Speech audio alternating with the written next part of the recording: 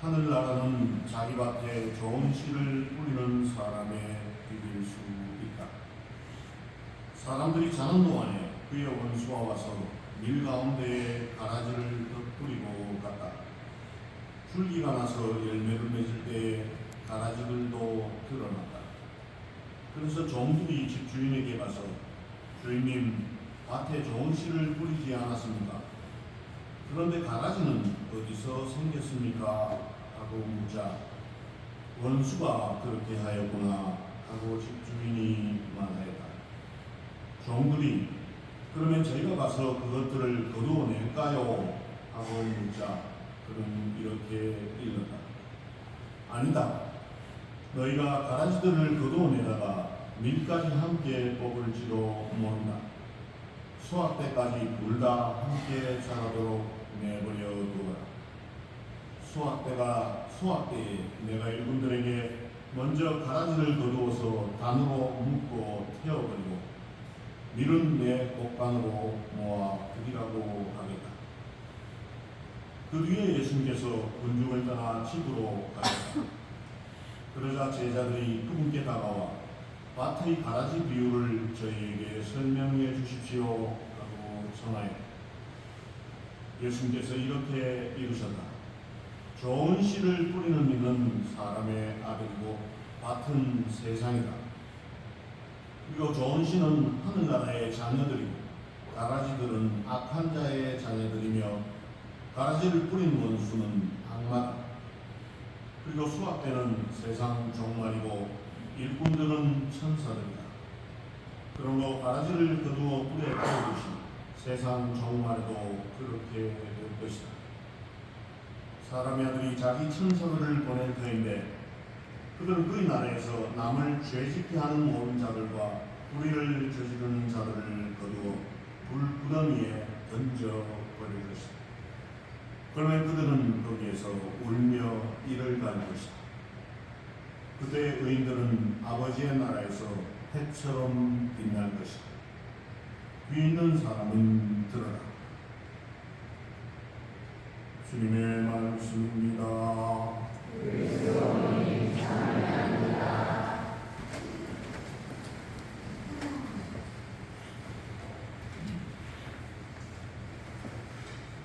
예수님.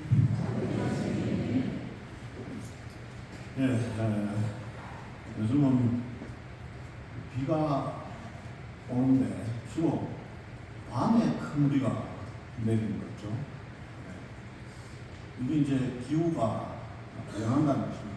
우리나라가 이제 아열대 지방으로 들어가고 있다라는 증거다 할 수 있겠습니다. 그래서 밤사이에 큰 비가 내려서 밤에 산사태가 나고 그런 큰 피해가 발생하고 있습니다. 다행히 우리 지역에는 뭐 그렇게 폭우가 쏟아지지는 않아서 이 피해가 별로 없이 그렇게 또 지내고 있는 것 같습니다. 오늘 연중 제16주일 한국교회는 계절적으로 농사철이죠. 지금이 이 농사일이 한창인 이 7월 셋째 주일을 농민주일로 지내고 있습니다. 그러면서 농민들의 땀과 수고를 기억합니다. 도시와 농촌이 하나님의 창조 질서 안에서 서로 돕고 상생할 것을 권고합니다. 또한 농민들을 위해서 기도할 것을 우리에게 권고하고 있습니다. 이 농사철에 걸맞게 교회는 지난 주일에는 씨 뿌리는 사람의 비유를, 그리고 오늘은 밀과 가라지의 비유 말씀을 복음을 통해서 들려주고 있습니다. 오늘 복음이 이렇죠. 어떤 사람이 밭에 좋은 씨를 뿌렸는데 얼마 후 열매 맺을 때 가보니까 가라지들이 함께 드러났다는 것이죠. 그래서 종들이 가라지를 뽑아버리고 하자 주인이 가라지를 뽑다가 밀까지 뽑을 수가 있으니 수확할 때까지 내버려 두라면서 말린다는 그런 이야기입니다. 예수님이 이 비유에 대해서 설명하시기를 씨 뿌리는 사람은 당신 자신이고 좋은 씨는 하늘나라의 자녀들이며 가라지는 악한 자의 자녀들이고 밭은 세상이고 수확되는 세상 종말이라고 말씀하십니다. 한때 이 비유가 교회 안에서 대단히 중대한 논쟁거리가 된 적이 있습니다. 지금은 대체로 아프리카 전역이 이제 이슬람 세계권이죠.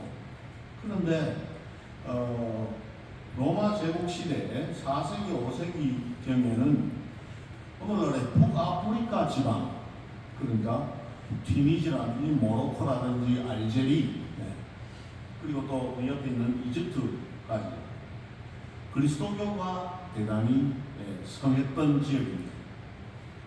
물론 거기서 커다란 박해도 일어났죠. 이 4세기, 5세기 등에 이 북아프리카의 카르타고, 오늘날의 그 튀니지 지방입니다. 이 카르타고에서 큰 문제가 발생했는데 무엇이냐 하니까 박해 때에 박해가 시작이 되면 당연히 순교자가 발생하죠. 그런데 순교자보다 훨씬 더 많은 숫자가 누가 됩니다? 배교자가 나오는 것이죠. 순교자가 한 명 나오면 배교자는 적어도 한 5명 아니면 10명 이렇게 나올 수밖에 없죠. 그래서 이제 박해가 끝납니다. 박해가 이제 막 심하게 하다가 또 조금 잦았다가 또 다시 걸게 되고 이런 식으로 이제 박해가 로마 제국 때 일어났는데, 박해가 조금 잦아드니까 배교를 했던 사람이 다시 그리스도교 공동체로 돌아오는 겁니다. 그러니까 당시에 그 카르타고 교회에서 이 돌아온 배교자들, 이 배교자들을 어떻게 할 것인가? 우리 공동체에 받아들일 것이냐, 아니면 내칠 것이냐, 이것이 아주 큰 문제거리가 된 것입니다. 그 당시에 카르타고의 주교였던 도나투스라는 사람이 있었습니다. 이 도나투스는 대단히 엄격한 사람이었습니다. 그래서 박해 때 배교를 하고 다시 돌아온 사람은 우리가 받을 수가 없다. 바로 그때 밀과 가라지의 비유를 들면서 이 사람들은 가라지들이다. 박해를 이겨내고 그 어려운 가운데서 신앙을 지킨 사람은 밀이다. 밀과 가라지. 그래서 이 가라지들은 다시 교회를 받을 수 없다. 라고 그렇게 주장합니다. 그래서 도나투스를 따르는 많은 사람들이 생기게 됩니다. 그래서 나중에 도나투스파라는 이단이 형성되게 됩니다. 이때 가장 강력하게 여기에 반기를 든 사람이 바로 우리가 너무 잘 아는 아우구스티노 성인입니다. 이 아우구스티노 성인이 바로 이 밀과 가라지의 비유를 새롭게 해석을 하는 겁니다. 이 비유에 나오는 밭이 세상이기도 하지만은 교회이기도 하다. 그리고 이 교회에는 성인들도 있지만은 당연히 죄인들도 어깨를 나란히 하면서 살아가고 있다는 것입니다. 그래서 교회 안에서는 항상 죄를 범하고 악을 행하는 자들이 교회 안에 계속 있는데, 이들이 존재하는 이유는 뭐냐? 이 사람들이 언제나 회개할 가능성이 있다는 것입니다. 그리고 선한 이들은 이 사람들로 인해서 인내심을 발휘하면서 더 큰 성덕으로 나아갈 수 있게 된다. 그래서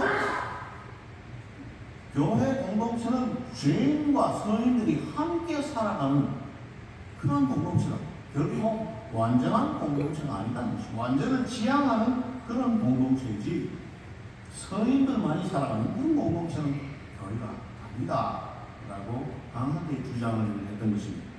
교회 전체는 이 아우스틴의 말을 다 받아들여서 외교를 하고 돌아온 그런 사람들도 다시 공동체에 받아들이는 그런 결정을 하게 된 것입니다. 따라서 우리는 가끔씩 교회를 막 흔들어대는 스캔들이 일어날 때가 있죠. 여러 가지 종류의 스캔들, 주로 성직자들이 또 그런 또 스캔들을 일으키기도 하고, 교회 신자들끼리 서로 싸우고 또 그런 일도 벌어지고, 그래서 그런 일들이 그렇게 놀라운 일은 아니다 라고 할 수 있죠. 왜냐하면 교회 공동체는 인간으로 구성되어 있고 그 인간 가운데서는 선인도 있지만 죄인도 함께 살아가고 있기 때문입니다. 교회가 여러 가지 문제가 발생했기 때문에 16세기에 여러분들 기억하시겠지만은 종교개혁이 있었습니다. 16세기에 그 종교개혁을 진두지휘한 앞장서서 한 사람이 유명한 마르틴 루터라는 사람입니다. 이 마르틴 루터도 원래 신부였습니다. 그런데 당시에 교회 예를 들어서 그때 베드로 대성전을 짓기 위해서 모금 운동을 벌였는데 모금 운동을 하면서 대사권을 판매를 했습니다. 대사권, 전대사, 함대사. 그런데 흔히 이제 면접으로 알려져 있지만 면접도 아니고 대사권을 판매를 해서, 그러니까 대사를 얻을 수 있는 그것을 이제 판매를 한 적이 있습니다. 그것은 이제 교황의 권한 중에 하나죠.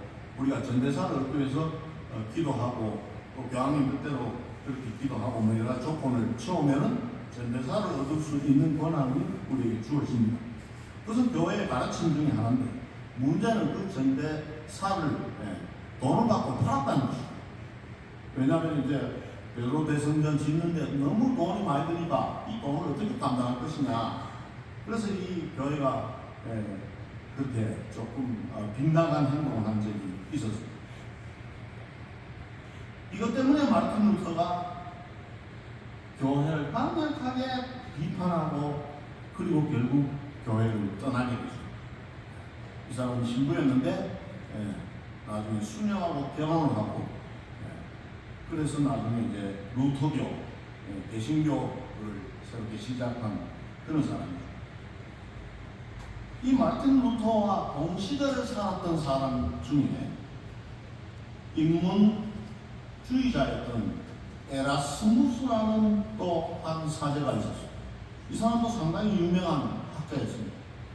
이 에라스무스는 네덜란드 출신의 사제였어요. 그러니까 이 에라스무스하고 마르틴 루터는 서로 잘 아는 사이입니다. 이 에라스무스 역시도 그 교회의 여러 가지 그런 비리를, 부패, 잘못된 것들, 그것을 아주 강력하게 비판을 했던 사람입니다. 그런데 루터가 이 에라스무스에게, 아니 당신은 가톨릭 교회가 부패했음을 알고 또 그것을 강하게 비판을 하면서도 왜 가톨릭 교회를 떠나지 않느냐? 내가 같이 떠나자. 그렇게 이야기하자 에라스무스가 이렇게 대답을 했습니다. 나는 가톨릭 교회가 더 나아지리라는 희망으로 이 교회를 지지합니다.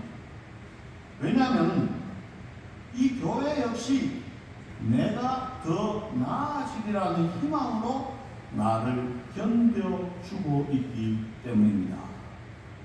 이렇게 대답했죠.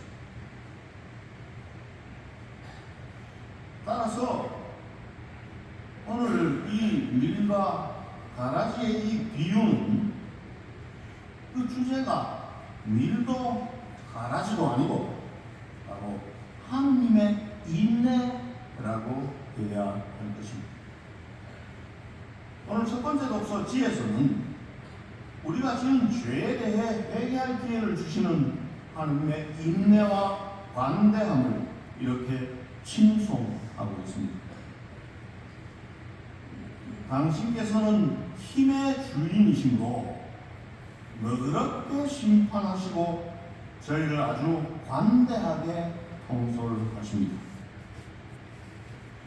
당신께서는 이렇게 하시어 의인은 인자해야 함을 당신 백성에게 가르치시고 지은 죄에 대하여 회개할 기회를 주신다는 희망을 당신의 자녀들에게 안겨주셨습니다. 라고 칭송하죠. 이 하나님께서 보여주시는 인내가 어디 한번 두고 보자 하면 나중에 엄하게 처벌하시기 위한 인내는 결코 아닌 것입니다. 하나님의 인내는 바로 용서요 자비이며 구원하려는 의지라고 할 수 있을 것입니다. 따라서 오늘 우리는 먼저 하나님의 인내에 대해서 감사를 드려야 된다. 그리고 우리 역시 하나님의 이 인내를 배우기로 결심하고 노력을 해야 되겠다라는 말씀입니다. 하나님께서는 어떤 일이 있더라도 결코 나를 포기하지 않으십니다. 내가 좀 더 나아질 것이다 라는 희망으로 나를 계속 견뎌주고 계신 거죠. 따라서 나 또한 어떠한 일이 생기더라도 결코 나를 포기해서는 안 된다. 더 나아지려는 희망으로 끝까지 나를 견뎌내야 하겠다는 것이죠. 그리고 나의 이웃에 대해서도 우리는 인내해야 합니다. 하나님께서는 나와 마찬가지로 나의 이웃도 결코 포기하지 않으시고 끝까지 견뎌주십니다. 따라서 우리 역시 그들이 언젠가는 더 나아지리라 라는 희망, 끝까지 포기하지 않고 그들을 견뎌주어야만 하겠습니다. 이렇게 오늘 복음은 이 한여름 더위를 견디고 있는 우리에게 하나님의 인내에 대해 또한 우리의 인내에 대해 다시 한번 깊이 생각하도록 초대하고 있는 것입니다. 오늘 하답송 후렴이 이렇게 노래하죠. 주님, 당신은 어질고 용서하시는 분이시옵니다. 관대하게, 어질게, 인내하며 용서하시는 하나님을 우리가 좀 더 닮을 수 있으면 좋겠습니다. 주님, 당신은 어질고 용서하시는 분이시옵니다. 아멘.